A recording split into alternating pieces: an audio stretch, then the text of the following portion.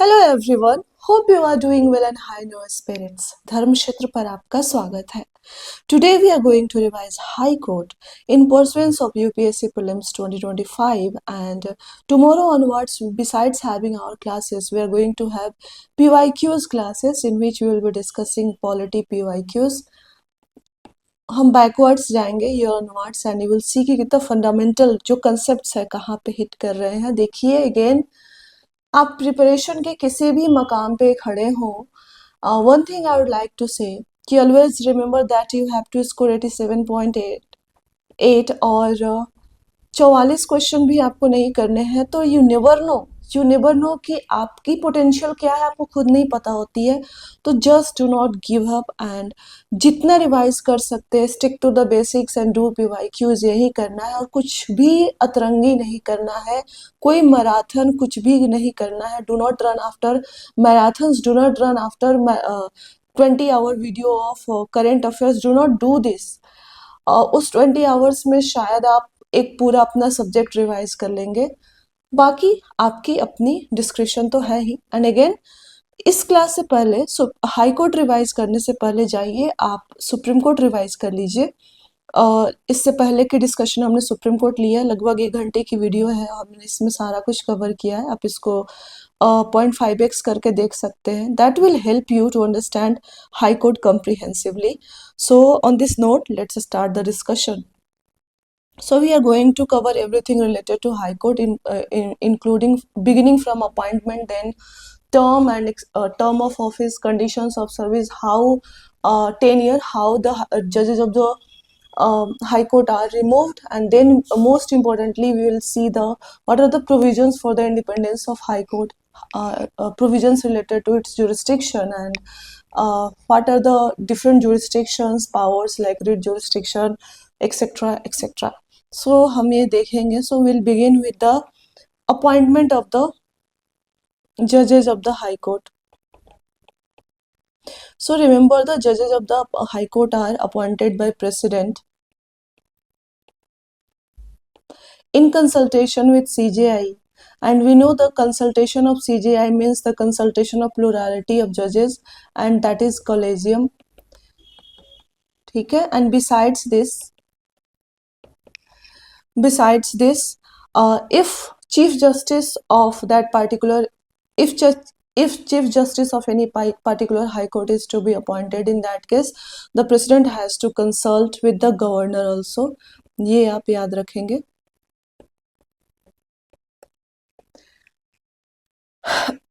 So this is all about appointment. हमने जो word consultation है और कैसे इसका मीनिंग इवॉल्व हुआ है, हमने सारा जब हमने सुप्रीम कोर्ट किया था तो वी हैव डिस्कस, तो आप वहाँ जा कर के देख सकते हैं. Will keep our class in this session brief. So now we have reached to the qualifications of the judges of the high court. What are the qualifications for a person to be appointed as a judge of the high court? So basically there are two qualifications. Firstly, the person should be citizen of India, and secondly, the person should have been in the judicial office for 10 years. ये period important है for 10 years. और यहाँ पे और है, that is वो person citizen of India हो and judicial officer रहा हो 10 years तक, या फिर एडवोकेट रहा हो हाई कोर्ट में 10 years तक. So these are the qualification. ये एंड में है एंड ये और है, यानी आप सिटीजन हो और इन दोनों में से कोई भी क्राइटेरियन अगर आप फुलफिल कर रहे हो तो you can be appointed as the judge of a high court. So be very careful that while dealing with the qualifications to be appointed as a judge of the Supreme Court, we discussed a third qualification, that the person should be an eminent jurist in the eyes of the president. So if you are a citizen of India and you are an eminent jurist in the eyes of a president, you can be appointed as a judge of the Supreme Court, but there is no provision for a person being an eminent jurist to be appointed as a जज of the high court. ये आप याद रखेंगे. And again, there is no minimum age limit prescribed to be appointed as a judge of a high court, similar to the judge of the Supreme Court. ये आप याद रखेंगे. Besides, we have dealt with appointment. We have seen qualification. Now we will see oath. So before entering upon the office, a judge of the high court has have to be subscribed an oath by the governor. Who subscribe oath to the office to the judge of a high court? Governor or any person appointed by him, that is governor. So governor in person can administer oath to the office to the judge of high court, or any person appointed by governor can administer. Who administers oath to the judge of Supreme Court? So president himself or any person appointed by the president can administer oath to the office to the judge of a Supreme Court. And the next topic we want to take is about salary and allowances. So the provisions are similar to the judges of the Supreme Court. The salary and allowances of the judges of the Supreme Court and High Court are determined by Parliament. Do remember this. Both supreme court के जजेस के भी salary and high court के जजेस के भी salary कौन determine करती है? पार्लियामेंट करती है. And once the salary is determined, once the remuneration is determined, it can not be varied to the advantages of the judges except during financial emergency. यानी फाइनेंशियल इमरजेंसी के समय में supreme court और high court के जजेस की जो remuneration है उसको चेंज किया जा सकता है. And besides there is a provision of pension. Again, it is similar to the provisions of the judge of the Supreme Court. That is, जो जजेस की लास्ट ड्रॉन सैलरी होती है उसका 50% वो विड्रॉ करते हैं एज अ पेंशन. सो ये सिमिलर है व्हेन इट कम्स टू जज ऑफ द सुप्रीम कोर्ट और high court. That's why I am asking you कि एक बार आप जब एक सुप्रीम कोर्ट अगर अच्छे से कर लेते हैं तो आपके लिए हाई कोर्ट आसान हो जाता है. एक बार जब आप प्रेसिडेंट रिवाइज करते हैं तो आप सिर्फ प्रेसिडेंट रिवाइज नहीं करते, गवर्नर की 80% रिविजन आपकी हो जाती है. सो इस तरह से आप इसको पढ़ेंगे तो it would be easy for you. So now come to what would be the tenure of the judges of the high court, how they can be removed or transferred. So first start with what would be the tenure.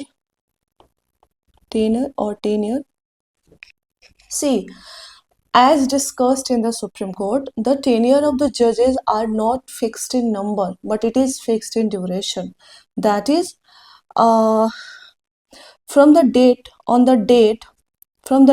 which the judge enters into the office, from that date until the judge attains the age of 62 years, the judge can remain in office. और ये जजेस supreme court के जजेस के लिए 65 years है, high court के जजेस के लिए 62 इयर्स है. कि जिस दिन से हाई कोर्ट का जज ऑफिस में एंट्री लेता है उस दिन से जब तक वो 62 इयर्स का नहीं हो जाता है, until that judge will remain as a judge of high court. Okay, वो रह सकता है. Again, अब इस टर्म के, इस ड्यूरेशन के बीच में दैट जज can resign. And resignation, high court का जज रेजिग्नेशन किसको लिखेगा? प्रेसिडेंट को. Do remember this. Supreme court का जज रेजिग्नेशन किसको लिखता है? प्रेसिडेंट को. एंड जज चाहे तो खुद, सिटिंग जज चाहे तो खुद रिजाइन कर दे, या फिर द पर्टिकुलर जज कैन बी रिमूव्ड. रिमूव कौन करेगा? By order of president. किसके ऑर्डर से? प्रेसिडेंट के ऑर्डर से. देखिए, गवर्नर का रोल हाई कोर्ट में अब तक एक ही बार, हाई कोर्ट के जज के केस में एक ही बार आया है, that to while administering oath of office to the जज. ओके, बाकी सब कुछ president, resignation president, removal president. और ये प्रेसिडेंट का डिस्क्रिशन है या फिर काउंसिल ऑफ मिनिस्टर्स के मेयर एडवाइस पे प्रेसिडेंट कैन रिमूव अ जज ऑफ द हाई कोर्ट. तो याद रखेंगे, प्रेसिडेंट कैन रिमूव अ जज of a high court by his order, but that order should be based on the address passed by parliament. तो याद रखेंगे, parliament जब address पास करती है तभी जो प्रेसिडेंट है वो सिटिंग जज of high court, same provision है सुप्रीम कोर्ट में भी, हाई कोर्ट या सुप्रीम कोर्ट को रिमूव कर सकते हैं. एंड लास्टली, अगर हाई कोर्ट के जज का ट्रांसफ़र होता है इसको यहाँ लिख देते हैं। हाई कोर्ट का जज ट्रांसफर हो सकता है एक जज से एक कोर्ट से दूसरे कोर्ट, तो इन दैट केस भी जिस कोर्ट में है वो जज वहां से उसको अपनी सीट को वैकेंट करनी होगी, वहां पे वैकेंसी क्रिएट हो जाएगी। सो ये हम देखने वाले, रेजिग्नेशन हमने देख लिया president. Firstly will see removal and then we will see कि ट्रांसफर के क्या प्रोविजन है। ये प्यूनिटिव मेजर्स हो सकता है या फिर सिर्फ और सिर्फ पब्लिक इंटरेस्ट में ही ट्रांसफर होगा। जुडिशियल रिव्यू के क्या प्रोविजन है जजेस के ट्रांसफर में, so we will C.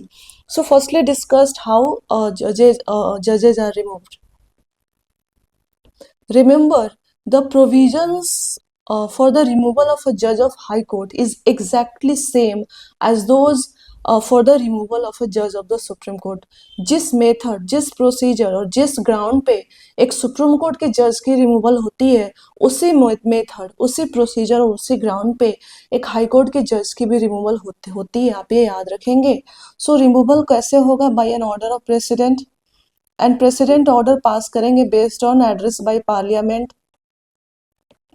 And parliament ये किस मेजोरिटी से पास करेगी? Special majority. और स्पेशल मेजोरिटी क्या होती है? Majority of the total membership of the house and majority of 2/3 of members present and voting, ये टोटल मेंबरशिप होती है। सो ग्राउंड्स क्या है? सेम है। देखिए सब एक A to Z सिमिलर है। जो सुप्रीम कोर्ट के जजेस के रिमूवल की चीजें है ना, बिल्कुल एग्जैक्ट कॉपी है हाई कोर्ट के जजेस के रिमूवल की। दैट इज ग्राउंड्स क्या है? ग्राउंड्स की प्रूव्ड होना चाहिए, प्रूव्ड मिसबिहेवियर और इनकैपेसिटी।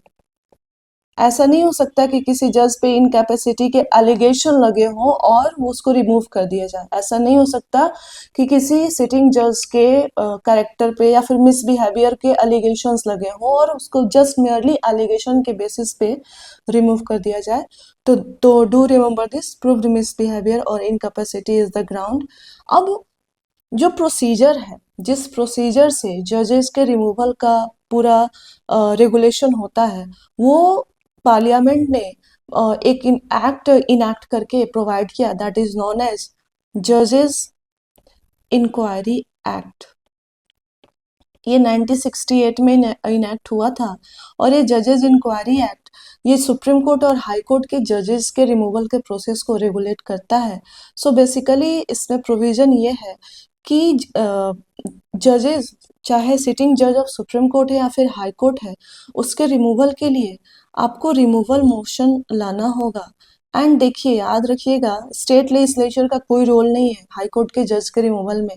ये पार्लियामेंट की प्रीरोगेटिव है रिमूवल। याद रखिएगा, किसी भी स्टेट लेजिस्लेचर का हाई कोर्ट के जज के रिमूवल में कोई रोल ही नहीं है।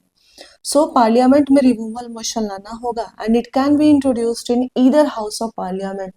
पार्लियामेंट के किसी भी हाउस में इंट्रोड्यूस हो सकता है। आप लोकसभा में भी इंट्रोड्यूस कर सकते हैं, राज्यसभा में भी इंट्रोड्यूस कर सकते हैं। अगर आप लोकसभा में इंट्रोड्यूस करना चाहते हैं तो कंडीशन ये है कि ये जो रिमूवल मोशन है ये लोकसभा के 100 मेंबर्स साइन कर किए होने चाहिए।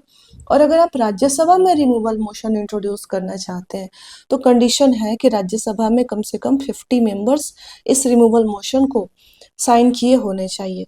अब एक बार रिमूवल मोशन साइन हो गया है, देन अब ये रिमूवल मोशन किसको प्रेजेंट किया जाएगा? प्रिजाइडिंग ऑफिसर को, presiding officer of the house. Lok Sabha के केस में we have speaker and Rajya Sabha के केस में वी हैव चेयरमैन। तो एक बार रिमूवल मोशन ये ड्यूली साइंड होकर के प्रिजाइडिंग ऑफिसर को प्रेजेंट किया जाता है, देन प्रिजाइडिंग ऑफिसर के पास दो ऑप्शंस होते हैं। क्या क्या? The presiding officer can adopt the motion और presiding officer can reject the motion. Accept भी कर सकता है और रिजेक्ट भी कर सकता है। And if a presiding officer rejects a motion, it ends, खत्म, इसका कुछ खत्म, टाटा गुड बाय जो है ना, वो यहाँ पे ये हो जाता है।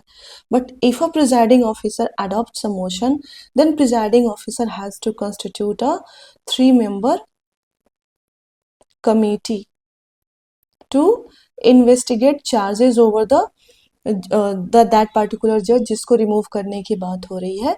और इस कमेटी में कौन कौन होंगे? चीफ जस्टिस और जज of supreme court, chief justice or judge of high court and one eminent jurist.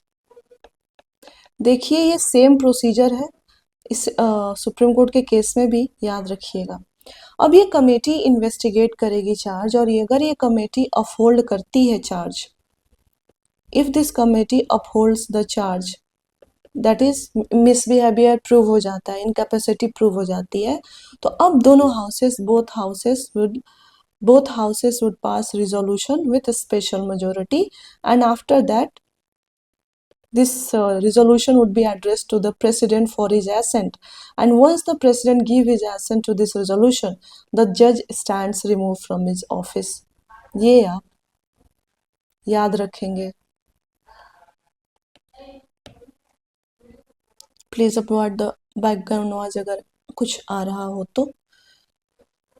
Again ये पूरा प्रोसेस आप याद रखेंगे, और ये याद रखेंगे कि ये जज का जो भी सुप्रीम कोर्ट या हाई कोर्ट के जज के रिमूवल की जो भी प्रोसेस है ना, सेम सेशन में होना चाहिए कंप्लीट। दैट इज कि रिमूवल मोशन का इंट्रोडक्शन से ले करके और रिमूवल मोशन का पास होना और प्रेसिडेंट का ऑर्डर देना रिमूवल के लिए सेम सेशन ऑफ पार्लियामेंट में होना चाहिए।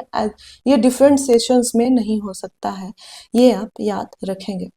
सो हमने देख लिया टेन्योर क्या होना चाहिए, हमने देख लिया रिमूवल क्या होना चाहिए, हम कैसे होगा, और हम अब देखेंगे ट्रांसफर, जजेस के ट्रांसफर का प्रोविजन देखेंगे कि जजेस को ट्रांसफर किया जा सकता है या नहीं किया जा सकता है, अगर किया भी जा सकता है तो कैसे किया जा सकता है।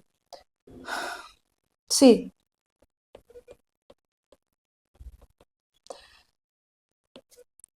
हाई कोर्ट के जजेस के ट्रांसफर की जा सकती है, यस की जा सकती है, they can be transferred from one court to another, but कौन करेगा, किसके ऑर्डर पे होगा, ये प्रेसिडेंट के ऑर्डर पे होगा। बट क्या ये मेयर, ये प्रेसिडेंट का डिस्क्रिप्शन है या फिर इसमें जुडिशरी का रोल शामिल है। सो सी जो कंसल्टेशन है इसमें सीजेआई प्लस 4 सीनियर मोस्ट जज of the supreme court,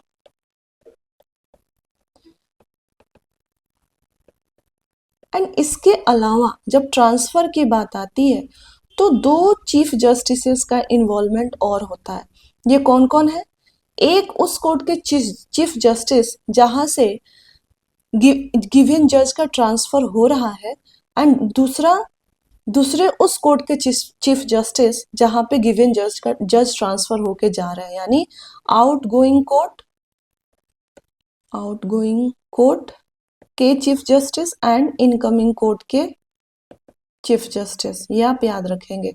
so president has to consult with this and इनके रिकमेंडेशन पे ही president will transfer a just sitting जज of a high court to another high court, ये आप याद रखेंगे। And if a जज is transferred from one high court to another, that judge is eligible to have certain compensatory allowances that is determined by parliament. Most important thing, listen carefully, अब जो बात आ रही है, that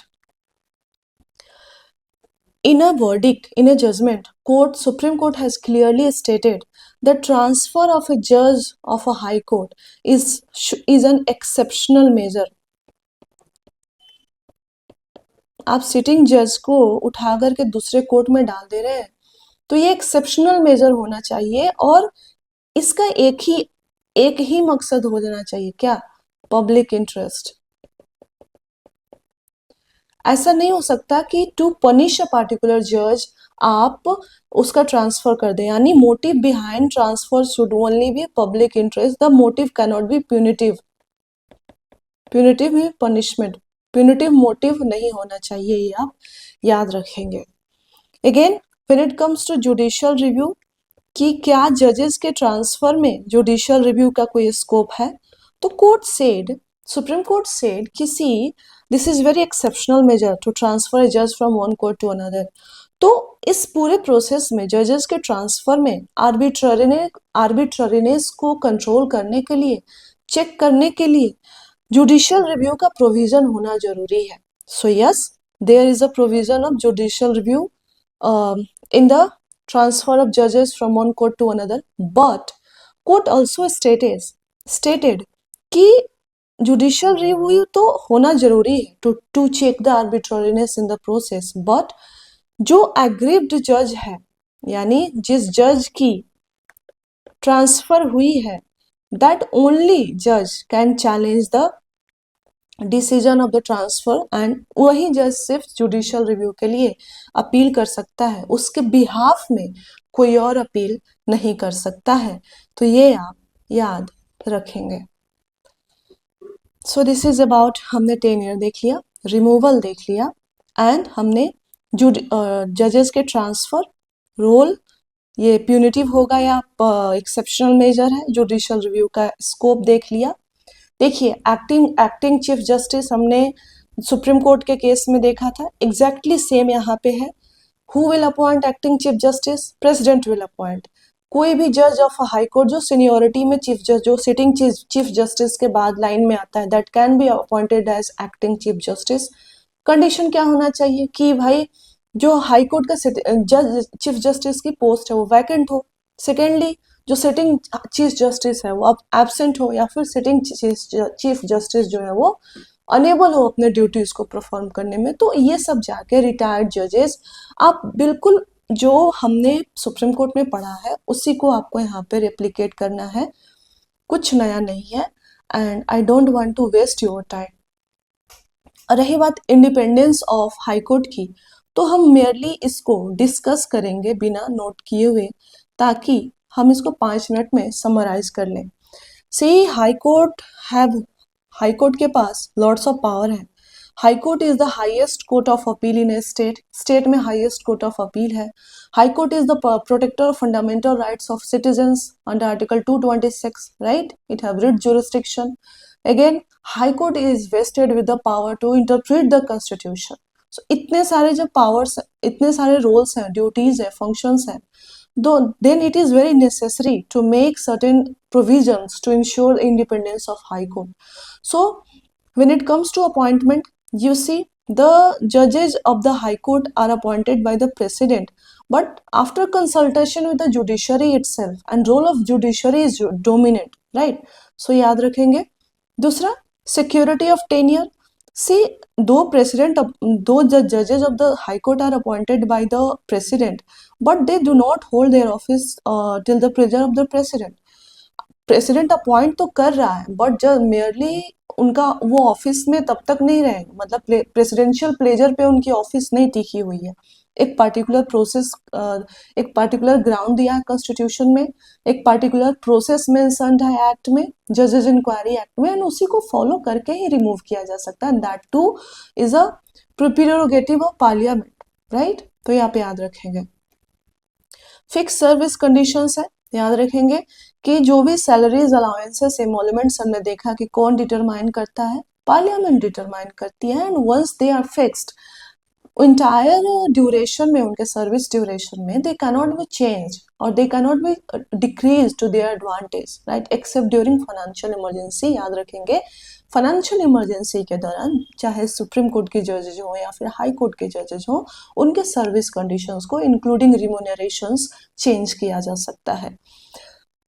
जो expenses होते हैं, they are charged, expenses are charged on consolidated fund. अब important ये है कि जो भी एडमिनिस्ट्रेटिव एक्सपेंसेस होते हैं, they are charged on consolidated fund of state, but जो हाई कोर्ट के जजेस की जो पेंशन होती है, they are charged on consolidated fund of India. ये आप याद रखेंगे डिफरेंस। एंड एडमिनिस्ट्रेटिव एक्सपेंसेस की बात कर रही हूँ तो सैलरी भी इंक्लूड हो रही है इसमें। सो सैलरी, अलाउंसेस, इमोलमेंट्स एक्सेट्रा, दो determined by parliament, but they are paid from consolidated fund of state. And once the judge is retired, the pension is derived from or charged from consolidated fund of India.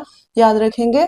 Again, the conduct of judges cannot be discussed in normal course of time. If a motion is under consideration for the removal of a judge, then only the conduct of a judge can be discussed in parliament. याद रखेंगे। The high courts have this power of to punish for its contempt, ये देखेंगे as a court of record. And freedom to appoint its staff, जो chief justice होते हैं high court के, वो high court के स्टाफ को अपॉइंट कर सकते हैं, and independently the chief justice can determine the service conditions of its staff as well. So ये सब आप याद रखेंगे. एंड जो हाई कोर्ट की जुरिस्डिक्शन है on the date of commencement of this constitution, उस जो भी जुरिस्डिक्शन कन्फर की गई है उससे उसको कर्टेल नहीं किया जा सकता, उसको आप इनलार्ज कर सकते हैं. हाई कोर्ट के जुरिस्डिक्शन को इनलार्ज करने की power both parliament and state legislature के पास होती है, ये आप याद रखेंगे. So these are the provisions, some of the provisions related to independence of High Court. Now we will be moving to the most important section, that is jurisdiction and powers of High Court. So when it comes to jurisdiction and powers of High Court, see when you read the Constitution, though Constitution has devolved a lot of duties over High Court, that is, it is the highest court of appeal, protector of fundamental right, etc. But when you read the Constitution carefully, you will see that the Constitution has not made any detailed provision when it comes to jurisdiction of High Court. It merely stated that the jurisdiction and powers of a High Court are to remain same as they were immediately before the commencement of the Constitution. That is, High Courts के powers and functions वही रहेंगे जो Constitution के commencement होने के पहले थे. And इसके अलावा Besides that, इसके अलावा if you see Constitution High Court पे revenue matters का ओरिजिनल जुरिस्डिक्शन कॉन्फर करता है, ये आप याद रखेंगे. और हाई कोर्ट के जुरिस्डिक्शन को चेंज करना कौन कर सकता है? दोनों, parliament and state legislature can enlarge the jurisdiction of High Court. So let's start with original jurisdiction. Till now you are familiar with the term original jurisdiction. What is meant by original jurisdiction? Original means power to hear disputes at first instance. यानी कुछ ऐसे मसले हैं जिनमें आप directly high court के पास जाएंगे और हाई कोर्ट के पास उन मसलों में, उन डिस्प्यूट्स में हियरिंग लेने की फर्स्ट इंस्टेंट यानी पहली दफा, आप अपील के थ्रू नहीं जाएंगे कि सबऑर्डिनेट कोर्ट गए वहां से अपील गए, पहली दफा ही आप हाई कोर्ट के पास जाएंगे. कुछ एग्जाम्पल्स आप मैटर्स को याद रखेंगे और वो आपके लिए इंपॉर्टेंट है, जैसे कि हमने अभी देखा रिवेन्यू मैटर. इसके अलावा देखिए जो मैरिज, डिवोर्स, ये सब जो है, एडमिरलिटी, विल, ये सारे मैटर्स ओरिजिनल जुरिस्डिक्शन में आते हैं. यानी डिवोर्स के केसेस आप डायरेक्टली हाई कोर्ट में फाइल कर सकते हैं. दो जनरली होता है कि पहले डिस्ट्रिक्ट कोर्ट में ही मामला सेटल हो जाता है, but you can go directly to the high court in case of any dispute related to marriage और डिवोर्स. मोस्ट इंपॉर्टेंटली रिमेंबर कि any dispute related to the election of member of parliament और state legislature,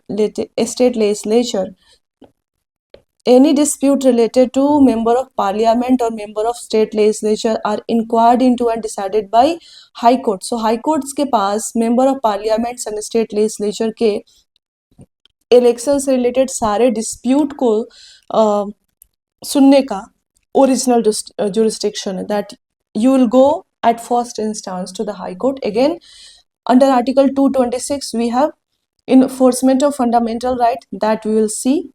And besides that we have 4 high courts हैं, याद रखेंगे, Calcutta, Delhi, Bombay and Madras. इनके पास कुछ civil matters of higher value के सिविल मैटर्स में इनके पास ओरिजिनल जुरिस्डिक्शन है, ये आप याद रखेंगे. So this is about original jurisdiction of High Court. Original jurisdiction means power of the High Court to entertain disputes related to certain subjects at first instance only. For example, in case of revenue matter, you can directly approach to the court. In case of disputes related to marriage, divorce, admiralty, will, you can directly approach to the high courts. In case of any dispute related to election of member of parliament or state legislature, high courts have original jurisdiction. High courts have original jurisdiction for in case of enforcement of fundamental rights, and certain high courts, that is Calcutta, Delhi, Bombay and Madras, they have, in case of civil matters of higher value, they have original jurisdiction. So ये original jurisdiction आप याद रखेंगे. Besides this, let's come to the writ jurisdiction of the High Court. So as discussed in Supreme Court, what does it mean by writ? What is writ? Writ is basically command or order. So under Article 226 of the Constitution, High Courts are empowered to issue writs, that is command or order, for the enforcement of fundamental rights of the citizens. ये आप याद रखेंगे. And high courts can issue 5 writs, that is habeas corpus, mandamus, certiorari, prohibition and quo warranto. So under Article 226 of the Constitution, High Courts can issue writs or commands for the enforcement of fundamental rights of the citizens and for other purposes also. ये आप याद रखेंगे. And these other purposes include your legal right, etc. ठीक है. Besides, we know that हमने पढ़ा supreme court में कि सुप्रीम कोर्ट भी रिट इशू करती है for the enforcement of fundamental rights. So this power to issue writs is not exclusive, but it is concurrent with supreme court. यानी supreme court भी fundamental rights के, just a minute, yes, supreme court भी fundamental rights के enforcement के लिए writs issue कर सकती है एंड हाई कोर्ट भी रिट्स इशू कर सकती है. But high courts have original jurisdiction. High courts have original jurisdiction when it comes to issuance of writ. What does it mean by original jurisdiction? That the aggrieved person have this option to approach the High Court at first instance. You are not required to go to the Supreme Court. You can directly go to the High Court also. So the High Court for the writ jurisdiction, High Courts have original jurisdiction. But ये original jurisdiction कैसा है? ये original exclusive original नहीं है, ये original concurrent original है. यानी आप एज ए एग्रीव्ड सिटीजन आप हाई कोर्ट के पास भी जा सकते हैं पहली दफा में, या फिर आप सुप्रीम कोर्ट के पास भी जा सकते हैं पहली दफा में. बिसाइड्स दिस, आप अगर रिट जुरिस्डिक्शन की बात करें तो हाई कोर्ट्स जो है वो रिट्स इशू कर सकते हैं for the enforcement of fundamental right and other rights also. But if you when it comes to supreme court सिर्फ रिट्स किस लिए इशू कर सकती हैं? For the enforcement of fundamental right only. So that is why, extremely sorry, that is why it is said that the writ jurisdiction of High Court is wider than the Supreme Court. And Chandra Kumar case का mention यहाँ पे जरूरी है. In Chandra Kumar case, Supreme Court stated that both writ jurisdiction of High Court and Supreme Court forms basic structure of the Constitution. तो ये आप याद रखेंगे. केस का नाम है Chandra Kumar case. So after this, we will be seeing power of High Court as a court of record.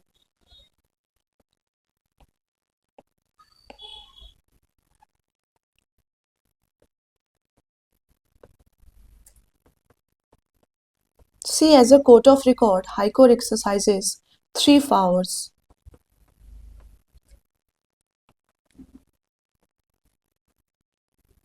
So firstly, we'll discuss first 2 and then we'll come to third.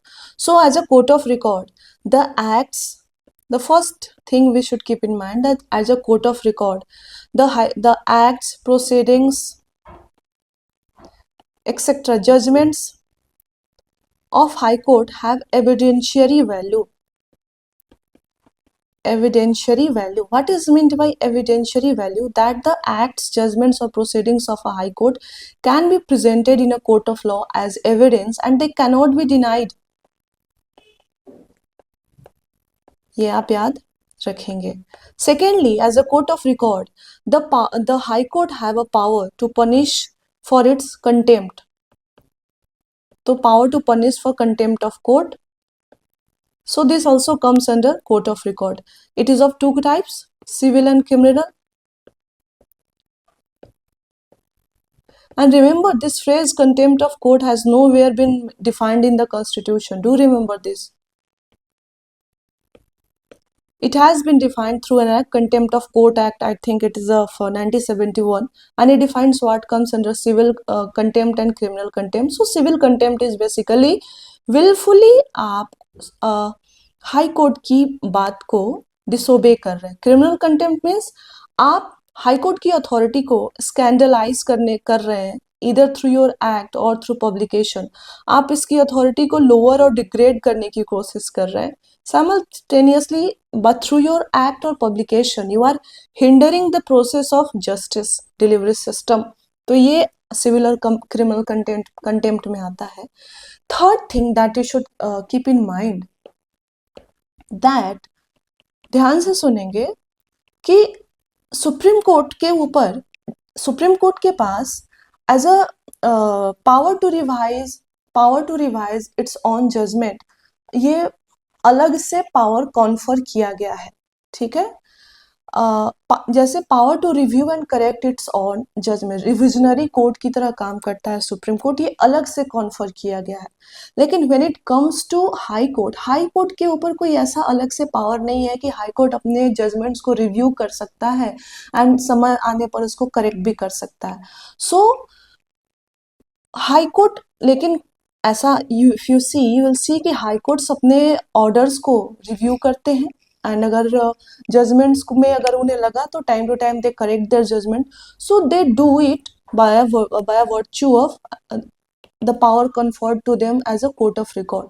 So court of record होने के उनके 3 functions या powers हैं. उनमें तीसरा ये है कि they can review and correct their orders और judgment in the due course of time. लेकिन ये सेपरेटली डिवॉल्व नहीं किया गया हाई कोर्ट पे, ये by virtue of being court of record वो एक्सरसाइज करते हैं. लेकिन when it comes to supreme court, you will see कि सुप्रीम कोर्ट के पास ये अलग से पावर है and as a court of record supreme court सिर्फ 2 ही पावर ये एक्सरसाइज करती है. ये आप देखेंगे, ये हमने प्रीवियस क्लास में डिस्कस भी किया था. Now come to power of judicial review. So what is judicial review? ये हमने पिछले क्लास में भी डिस्कस किया था. Judicial review is power of higher judiciary, that is supreme court and high court, to examine, यानी चेक करना, to examine constitutional validity of actions of other 2 organs of the government, that is executive and legislature के जो भी actions हैं उसके constitutional validity को check करना. Executive के एक्शंस एंड लेजिस्लेचर क्या करेगी, इनैक्ट करती है लॉ, इसको चेक करना. And if the high court finds that this any of their actions are ultra vires means violative of the constitution, then high court can declare them null and void, or that act ends and do not come into picture. तो this यही है आपका judicial review. In case of high courts you read article 13 and 226. So basically this term is nowhere mention explicitly, इसका कहीं mention नहीं है. But if you read article 13 and 226, you will see कि the constitution clearly devolves power of judicial review over high court via this articles, article 13 and 226. तो ये आप याद रखेंगे. And again, any of the executive actions or legislative enactments can be questioned, can be challenged and they are challenged, and there are three conditions. Firstly, they should infringe the fundamental rights of citizens. Secondly, the authority which have enacted these actions or legislations were not competent, यानी authority incompetent हो. And thirdly, कि they are violative of the constitution. तो इन तीन grounds पे आप executive के actions और legislature के इनैक्टमेंट्स को चैलेंज कर सकते हैं under the purview of judicial review. Lastly we are going to see appellate jurisdiction and advisory jurisdiction. So let's briefly discuss this two. इसमें कुछ ज़्यादा आपको डिटेल में पीएचडी नहीं करनी है. सी बेसिकली जितने भी सबऑर्डिनेट कोर्ट्स हैं उनके अपील, किसी भी स्टेट में जितने भी सबऑर्डिनेट कोर्ट्स हैं उनके डिसीजन के अगेंस्ट आप अपील में जा सकते हैं हाई कोर्ट के. And high court is primarily a court of appeal in a case. Civil matters, criminal matters दोनों में कर सकते हैं आप. एक बात आप याद रखेंगे कि कुछ कलकत्ता, बॉम्बे एंड मद्रास, ये तीन CBM, yes, Calcutta, Bombay and Madras high courts में एक स्पेशल प्रोविजन है कि वहां पे इंट्रा कोर्ट अपील की प्रोविजन है. इंट्रा कोर्ट अपील क्या होता है कि अगर कलकत्ता, बॉम्बे और मद्रास हाई कोर्ट के केस में अगर आपके किसी सिंगल जज बेंच ने ऑर्डर दी है और आप इससे सेटिस्फाई नहीं है तो आप उसी पार्टिकुलर कोर्ट में, डिवीजन बेंच में अपील कर सकते हैं against the judgment of the single bench. यही होता है इंट्रा कोर्ट अपील, ये आप याद रखेंगे. सुपरवाइजरी जुरिस्डिक्शन देख लेते हैं ब्रीफली. सो बेसिकली किसी भी स्टेट में हाई कोर्ट हाईएस्ट कोर्ट होती है और हाई कोर्ट के पास जितने भी सबऑर्डिनेट्स कोर्ट्स होते हैं उन सारे कोर्ट्स पे हाई कोर्ट का सुपरिंटेंडेंस होता है और साथ ही साथ एडमिनिस्ट्रेटिव कंट्रोल होता है.